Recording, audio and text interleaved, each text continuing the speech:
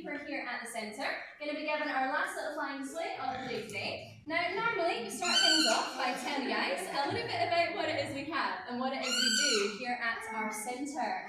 So at the minute, we are one of the largest collections of owls in the entire world in terms of the number of different species and subspecies who live here.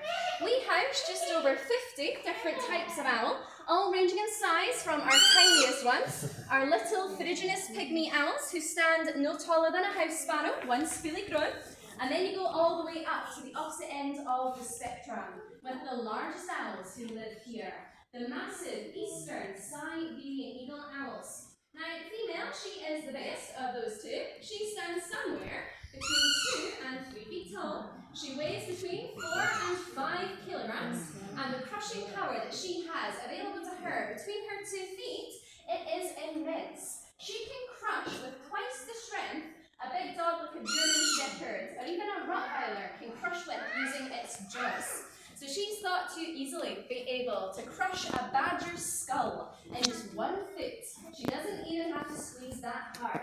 She's a very formidable, very impressive, beautiful big bird of prey. Then we've got lots of other sizes, shapes and colours of owl along the way too. If you have a chance to wander around outside today, you may have come across a couple of imposter birds, a couple of non-owls who live here as well, one of which sticks out a wee bit like a sore thumb.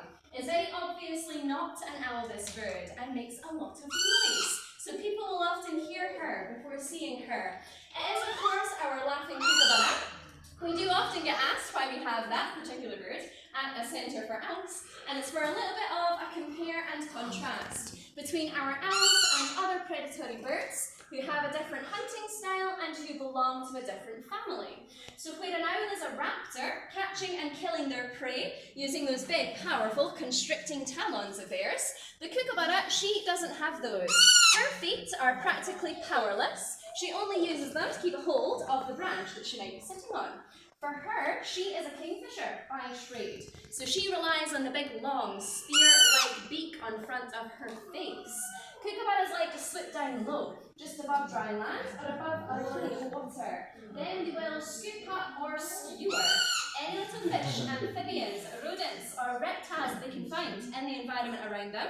Then they carry the prize off into a nearby tree, and they then brutally beat it to death against whatever part of the tree is nearest to them at the time. So quite a gruesome hunting style, but a very, very effective one, utilised by the kookaburra. So that's why she's here. Our other non-owl bird is a bit harder to distinguish from the surrounding owls, and that's why we house these guys. They're called tawny frogmouth. They live next door in our rainforest realm, and they look a bit like an owl. They sound like the owls. They hunt at night like lots of the owls do. They like to eat a lot of the same things as owls too. So it's very easy for people to mistake them as being owls themselves, but they don't have constricting talons. Therefore, a tawny frogmouth physically cannot be classed a raptor. They are more closely related to the nightjar family than they are to the owl one. So we house them here because they're so good at deceiving people. Give me that back, leave my fingers listen. And they are here, so they're so good at deceiving people that they themselves are owls. But coming back to the genuine owls themselves, living outside in the main aviary collection, almost all of our birds are housed in pairs.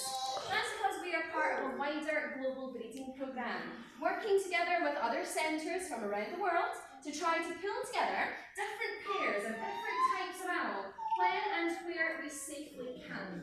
Because that way, we can weave into place a big backup plan, so that should things start to go wrong for a species in the wild, causing their numbers to go into a decline, we already have an emergency stopgap measure that can be actioned at any point. Because as nice as it would be to think